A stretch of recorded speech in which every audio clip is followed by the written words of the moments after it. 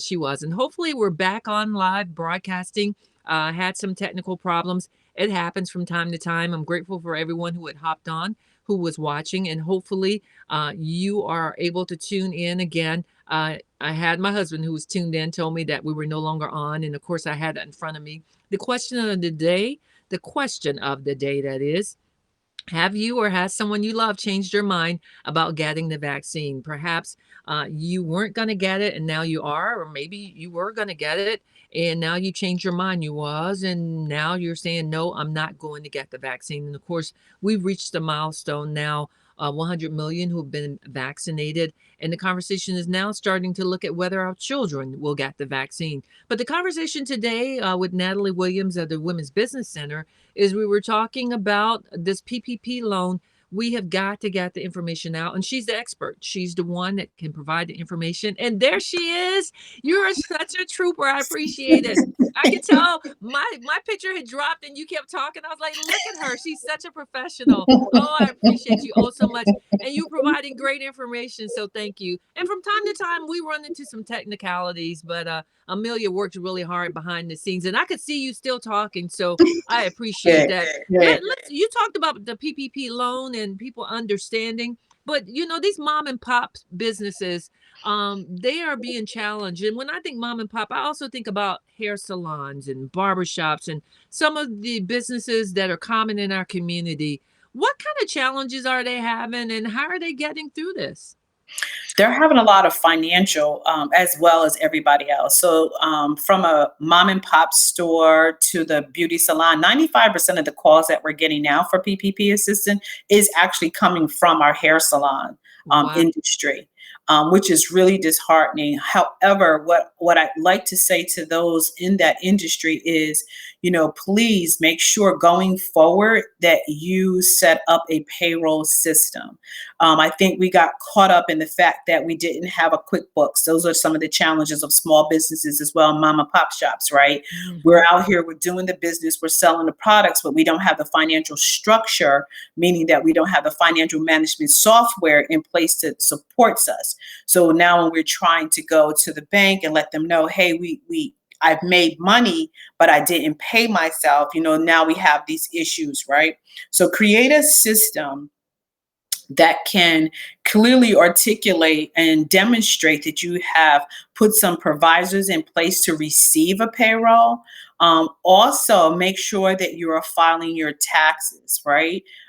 If there's something that you're out of and you have to bring things back up and because there are so many things in arrears, then just take the time to take and do that, bring it back into status.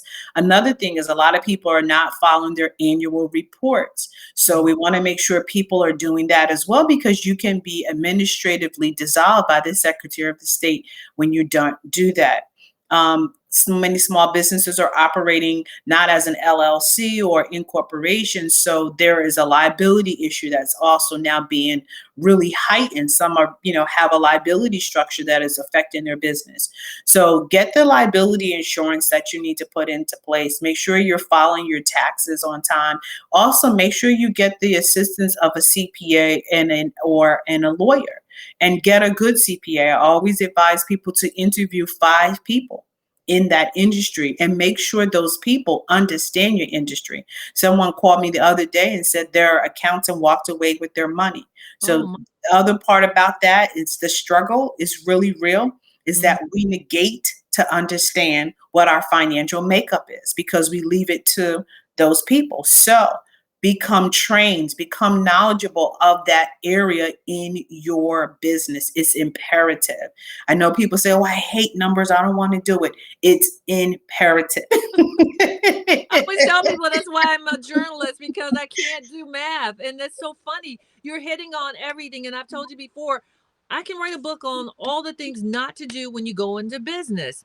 Annual report, been there, done that, dissolved, had to go back in and file Yep. all these reports and negotiate to make me back, legal again in the state of North Carolina. I never really had a whole lot of problems with taxes because I've been able, but finding a good CPA, that's really tough. Now, you all offer what services the Women's Business Center offer? Like if someone's looking, like you said, 5, do you guys make recommendations or do you have like some type of Rolodex of where people I can find do.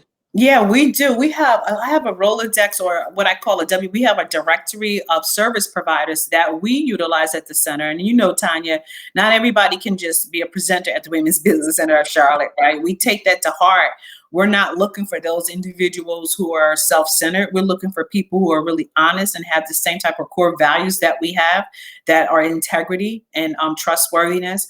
So as a result, we have been really blessed to have a group of individuals that work with us, CPAs, lawyers, bookkeepers, marketing assistants, HR specialists, that we do have a directory that we can recommend to individuals. And as a result of you speaking to those individuals, you are allowed to get like a 10, 20, 30% discount because you're referred to by the Women's Business Center of Charlotte. But I do recommend that you do interview 5 people, even if it's beyond the 5 people we have on our list. You know, we don't know everybody, but we like to make sure that, individuals have some type of baseline to start with. Well, you all work very closely. Again, Natalie Williams, the Women's Business Center of Charlotte. You work closely with SBA, and you're Mhm. able to articulate and explain all the different businesses and tools and products that are out there. Kind of share some of the other services that you all provide that's important to business owners. We concentrate, I like to think of us as the gap filler. So we concentrate on professional development. That's the big key. So many people come from corporate America and transition into this entrepreneur journey, and they find that it's a little difficult, even from a leadership perspective, right? Because as a leader in corporate America, it's not the same as a leader in running your business, right? This is your bread and butter here in on this side of the entrepreneur journey. So we do professional development training, quite a bit of them. We do cohorts, and those trainings can last anywhere from 6 weeks to 12 months. We cover operational excellence. What does it mean to create KPIs and scorecards in your business, and performance tracks and productivity? We do professional development. What does it mean for you to develop yourself as well as developing your team? A healthy team that's engaged and empowered makes for a great business, and it decreases, at the end of the day, it decreases your money going out of the door because now you have retention. We do financial management within our training components. What does it mean to be resilient? How do you know your business is healthy? I'm a real big advocate on understanding the ratios in your business, your access ratios, your debt to ratio, your invoicing process. And then we also look at leadership. Again, we talked about leadership from corporate America, but what does it really mean to be a leader as an entrepreneur? From a community standpoint, does your community respect you? Do they refer you? What's your brand and what's it look like? So we try to cover a lot of those particular type of components. We have one running now called Women of Financial Character Boot Camp. We have another session called Women Moving Forward in Focus, which is talking about continuity and contingency. Oftentimes we forget about the risk in our business. Like right now, we're in the risk with the pandemic. Do we have a risk plan? Do we have a continuity plan? And most times we don't. So when these things like the COVID happen, we kind of end up like, oh, how do I pivot? So we want you to have a great pivot strategy. So we offer those sessions. And then we have a session that we're doing with D'Alva Wilson that is talking about executive power and presence as women, just like you, sharp as the tack. We have to show up with our executive power and understand our presence means something when we show up, especially as African American women. Yeah, we got to have it together and make sure that we're representing in a Mhm. professional manner. And a lot of times I feel like the mom and pops are the smaller businesses because we know the history of hair salons and barbershops in our community and how empowered it can help as far as creating wealth, but using it properly, I think, because it still remains, especially barbershops, as best I Mhm. understand, as a cash business. Mm. And that sometimes can create an issue when we are in situations like this and you're looking to get support. So in addition to the PPP and EIDL, you listed some other tools that are out there, but what are like the deadlines? Are we pressed against anything right now where people really need to go ahead and apply? Mhm. So the PPP is the deadline for this one right now. It needs to be applied for by March the 31st. So Okay. you want to reach out to, again, I think I said M&F Bank or Self Help Credit Union or some other CDFIs within the state of North Carolina, or outside of North Carolina. The one thing I want people to remember is that wherever you apply to get your PPP, you're going to have to apply also to get your forgiveness. So there are organizations like PayPal. There's other things that are out there that are on the globe, that are in the atmosphere, that are also taking in applications. But remember this: wherever you apply to get your PPP, you will have to again apply to get the forgiveness. And you want to remember you have your bank statements and things of that nature ready, your tax forms that are ready, payment receipts, cancel checks, anything of that nature to get that lending, because PPP in its essence, it is a loan, Mm. Tanya. If it is not forgiven, it becomes a loan. But what I do know is with the SBA, they are like 65%, almost complete with a lot of the loans. And they have gotten 99% of them have been forgiven. So people are confused. Exactly. So it's really good. So people are submitting the documentation. So all this hype about people are getting in trouble and things of that nature, 99% of the loans that have been applied for forgiveness have been approved. So they're using the tool correctly. 60% needs to be applied to payroll. 40% needs to be applied to the other criteria that are listed. If you're paying benefits, you're paying rent, utility, 40%. If you use 100% for payroll, then use that. But the minimum is 60% has to be applied for payroll. And so that's good to hear. That's so good to know, especially about the forgiveness. And see, I'm learning. You're such a gem. The Women's Business Center is a jewel right here in our city that we need more exposure and to hear more from you and information like this. And hopefully the others that we got bumped off for a second were able to hop back on because they need to Yeah. hear the information. You all providing all these great resources and information to people. And even now, the whole forgiveness. I didn't realize that so many people had gotten their loans forgiven because I hear it all the time. I'm not applying. People are getting in trouble. They're going to jail. Did you know they put this information? Mhm. And that's a small amount. So it's kind of overrated. The system is working, you say, and that's good to know as well. So as we move forward, where do we go from here as far as getting the word out? What would you like to see happen? I'd like to see, first of all, I'd like to see a lot more small businesses, especially our barbers and our hair salons, grow in capacity, right? They Mhm. have so much creativity, they have so much thought pattern. I'd like to see them get a structure set around them that really looks like a business structure so that they are taking, I don't want to say they're not taken seriously, but I want them to be taken as a business when they're walking into the bank or when they're trying to apply for these loans and not to be pushed away. My whole hope and desire is that this way that we are communicating these types of loan and lending processes, that it becomes equal, right? It becomes an equity balance for us to understand, where do I fit in at? How do I get this money? Unfortunately, I would say most of the money that, has gone to organizations who are structured correctly. So we want to make sure that we're repositioning ourselves so that we're structured correctly. We have the right legal ramifications around us.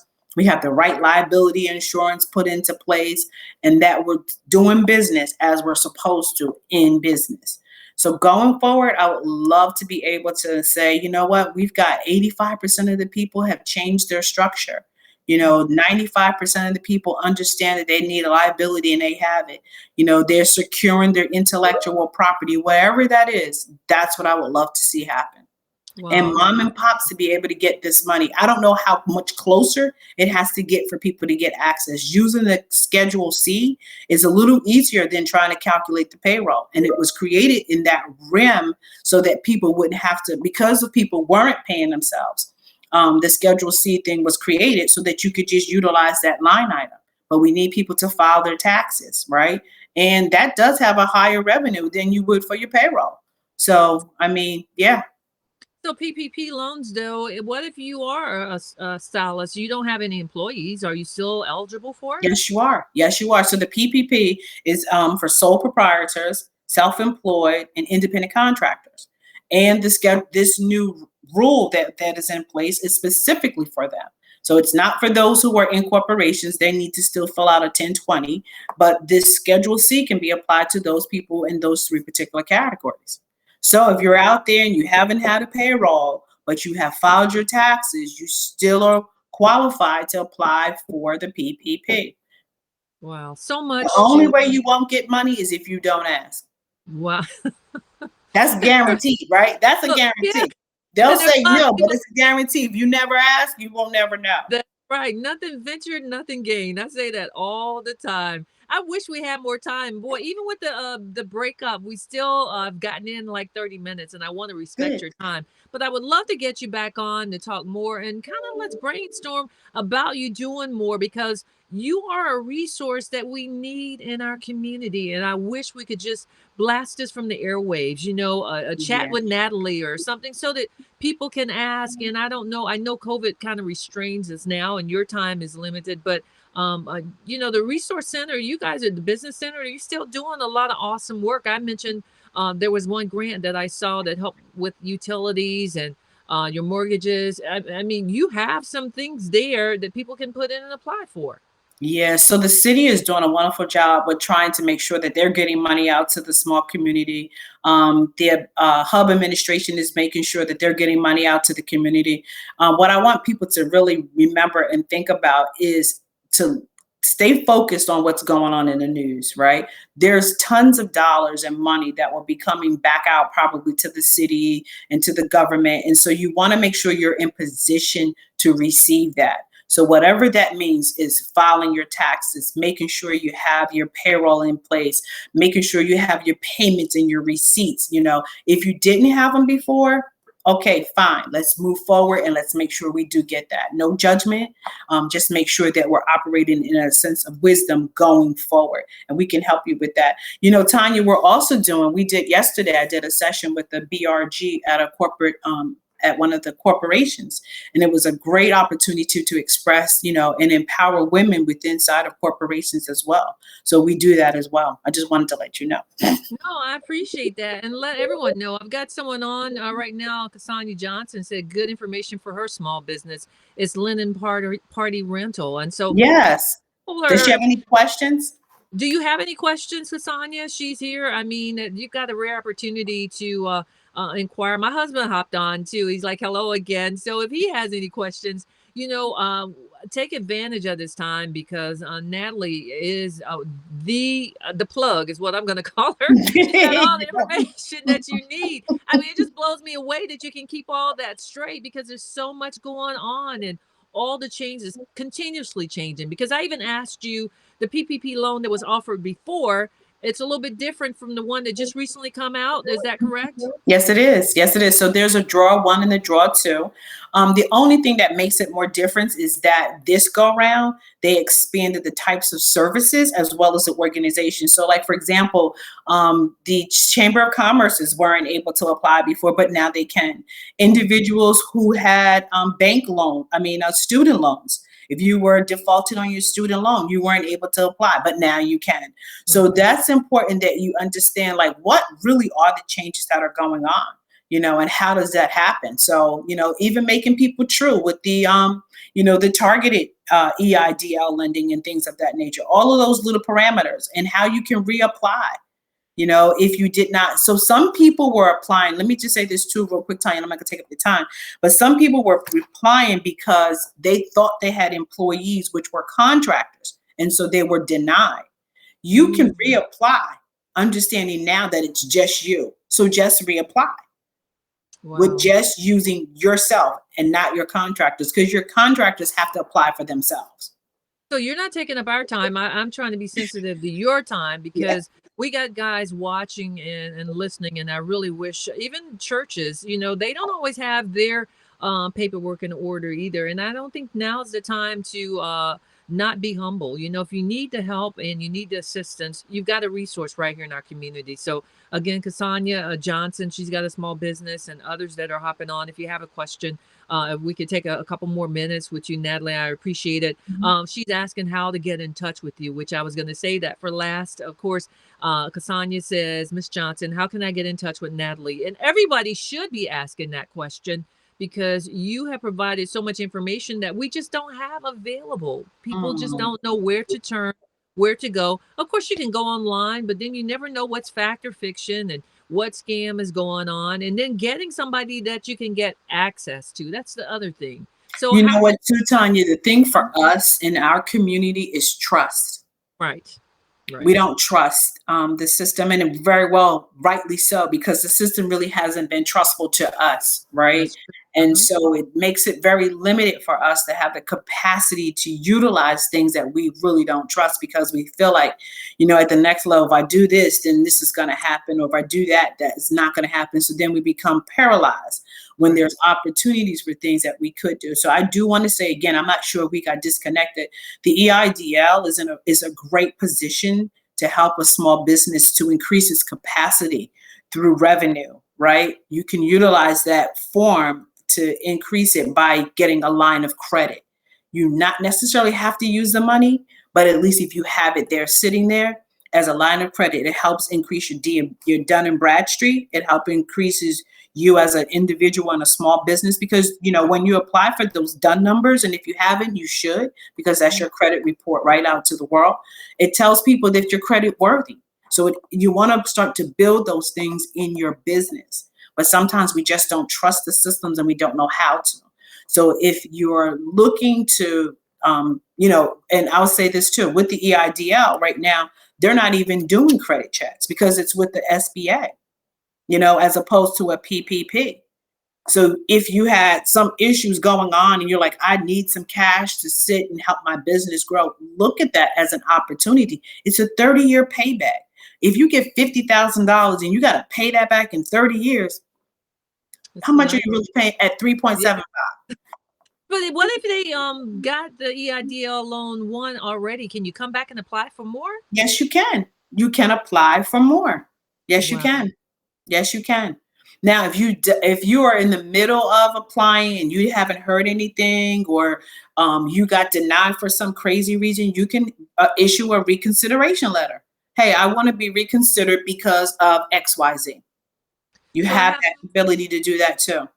so I do have a question, Natalie. It says, are companies that have received the SBA loans able to adjust the payments to a manageable amount once the 12-month period has passed? I love this question, Okay. because that is, now it's not an SBA loan. So if you're referring to the EIDL, because Um, that is, which one are we talking about? Because now let's be clear.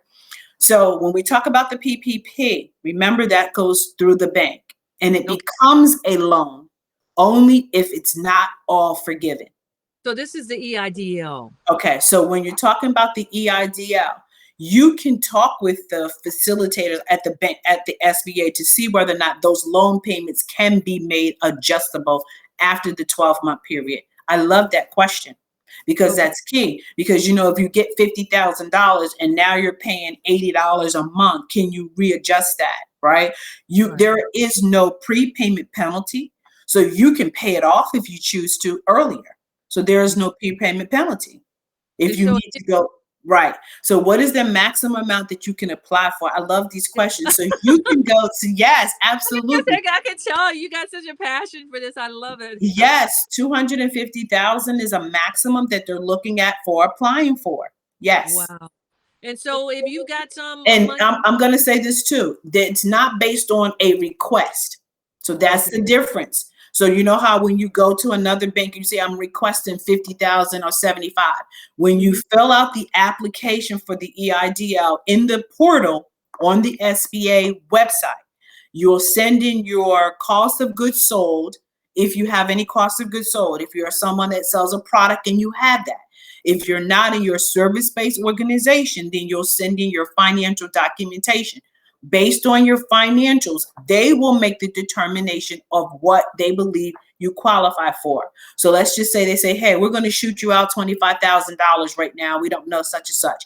And you'll say, hey, that may not be enough. Can I apply again? In a certain period of time, yes, you can apply. You can apply within another month or two for additional funding. Okay. But you'll have those two types of loans. So just remember that too. You do have the ability to reapply. And even once you reapply at some point, because this really stood out to me, you can ask for loan forgiveness at some point. Now for EIDL, Okay. Not for EIDL, just for the P. EIDL, you cannot, just for the PPP. Okay. PPP is the only thing. So PPP is bank forgiveness, 1%, 60 to 40%. And so when I say 1%, if it's not forgiven, then that it becomes a loan. So let's just say, for instance, Tanya, you got a PPP and Okay. you got that from Bank of OLM. Okay, Okay. I'm just going to say nobody. Right. You got that from Bank of OLM. Bank of OLM said,